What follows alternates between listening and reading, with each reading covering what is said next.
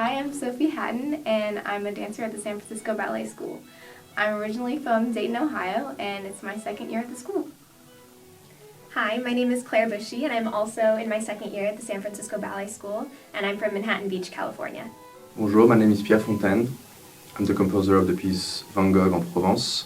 I just finished my master's degree in composition at the San Francisco Conservatory of Music. But Sophie and I work together with Pierre Stafford, who is another choreographer who wasn't able to make it to the end of the project with us, but who was also a big inspiration. So I think that was helpful to have other collaborators to kind of break up the piece together and tackle different sections independently before kind of merging them all together. Yeah, so after speaking with Pierre, we realized that the first section was like the party or whatever, and we're like, okay, Claire's going to take the first movement, and I was going to take the second movement. And the second movement was more like waking up the morning after the party, and so we thought it would be cool to have a pas de deux, which is just two dancers. I do as I always start, meaning I sit at the piano, I have a bunch of themes that I wrote down, and then I harmonize the themes and I say, oh, maybe this one can work on, let's say, a night in Provence, just people walking in the city. Or just dancing as always. I always try to imagine this like the music as a reference to the past, meaning like in the mythology specifically, the Greek mythology, it's always very extravagant, and all the creatures and the myth we have are always like so extreme that I always try to connect the music to these energies. My inspirations for this ballet was two paintings by Vincent van Gogh's. The first one is the wheat field with cypresses. That is actually a cypress on a hill, and it's really, you have the yellow colors really close to Van Gogh styles. And on the background you have the mountains, which are like blue and green, which is an absolutely stunning painting.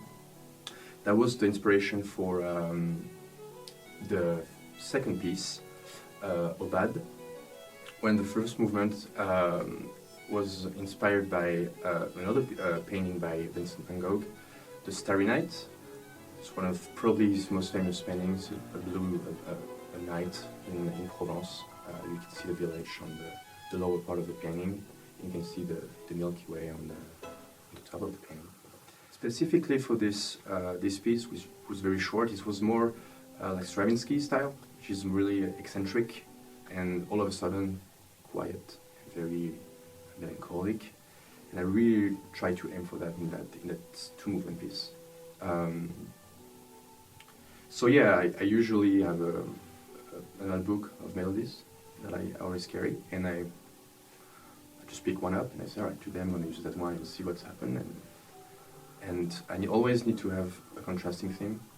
If the first one is really fast, energetic, I need to have another one that's kind of different in terms of rhythm, contours, the pacing, the smaller rhythm within the one measure, for example, and then I just compose. Really, I think that like classical ballet was a huge inspiration for the piece because we wanted to represent the San Francisco Ballet School integrally, I believe, and so in order to do that, when I was choreographing the first movement, I have one section that's a trio of three dancers, and there's very classical ballet movement that's used in that moment. But then I think that we all decided that we wanted a little bit more contemporary movement for the majority of the piece to kind of be the backbone of it, to embrace the non-traditional performance space and this collaboration. So I think that was really exciting to, of course, take the DNA of ballet, but kind of break it a little bit as we were choreographing. For me, it's a little bit the opposite, actually. I think since we knew the project was going to be not in the normal ballet setting, and we knew they probably couldn't wear point shoes because that would be like too slippery, or outside, it just doesn't really work at all. So I went into it thinking it would be more contemporary, and I start out, they're like in parallel, and like a little, and like I do this lift where her legs are like this, and it's not very classical, but I think the piece itself is a classical piece of music, and throughout the piece I think I got a little bit more and more, the music was just inspired me to go a little bit more classically towards the end. The motion because music is more static, and then you need like, to put more energy in your music to like this. The music art becomes less passive and more active with the dance. So in that regard, it's really really different. I think the similarities will be still the phrase structure, the use of cadences, which are really important, I know, for the dancers.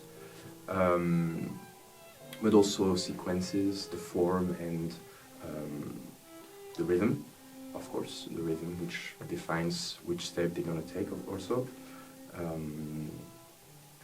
In this regard, I think that's the main differences. Definitely. I think that when I'm trying to choreograph, I'll, like Sophie said, I'll start by just having earbuds in and listening to the whole piece of music, and I'll find accents to highlight or things to point out, but I'll normally have more ideas than are actually feasible for the dancers, and I think based on the tempo of music, I try to do something, but it takes more bars than I anticipate, and then I think with the, hearing the first version of the music is played a little bit faster, and then it's more freeform when you have the live musicians. I think it's something new that we definitely have to take into account, and so there might not be enough time to do all of the ideas, but then based on the expression of the musicians, you can elongate certain aspects or shorten other things, and I think that it's inspiring to have musicians that bring their own personality to the piece, because then I think that it changes the movement for sure.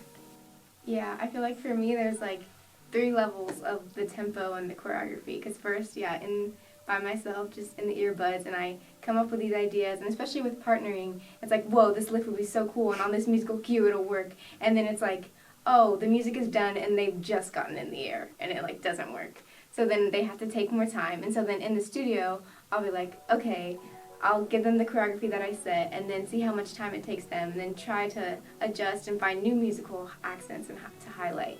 And then, then we choreograph it, and it's all good. And then when we go to do it with an actual live musician, it was, especially for the paw, I think a lot slower than they were expecting. And a paw is already, some of my movement was already meant to be slow, so then it was like a little bit too slow, like, oh, there's like nothing going on here. So it's like, okay, let's just add in a little bit here and make adjustments. And then even on the day of, there could be, like with a live musician, they could choose to like extend something, and I think that's like an interesting experience for the dancers, because you have to like be ready to just listen to the music and follow along no matter what happens. When I gave the final draft to Ericsson and Alex, that was okay. That was an okay piece. But then Ericsson looked at carefully the violin part, and then started to add some like Sul G, Sul D, for example. They give even more texture and expressivity to the music in general.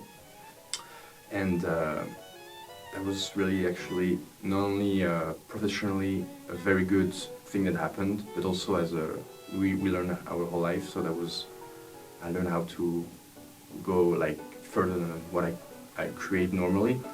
So the piece totally transformed after we sat down and did, what if we had like this piece right there, or we sell the Sul G, or what about this harmonic, what we just do like from pizzicato to just bowing, regular bow. So that was really... So many, it's so inspiring. I think listening to the music the first time, I knew certain moments that I really wanted to highlight with the choreography. I love the canon that goes at the end, and I think that for the first movement I wanted, with more dancers, to really embody the canon in the music with the movement. So that was really important to me, but then there's so many other beautiful repetitions of that first motif throughout the whole piece, and so I think that was important to emphasize with the choreography. I agree. I have different motif in the second piece than the first, but I think a minute or so in, there's this first motif, and I think my favorite moment in the second half is just when he grabs her hand and pulls her in to just like ignite the whole rest of the piece, and yeah. That's my favorite moment of the whole dance, actually, that part that you choreographed when Addison stands up, the main dancer in the second movement. And there's like that moment of chemistry, I guess, where Sophie's choreography matches the music of Pierre so well, where I feel like, yeah, it catalyzes the whole rest of the piece. My favorite moments in the choreography are actually two moments. In the first movement, in when Claire, I had this moment that goes after big hands. Just the theme.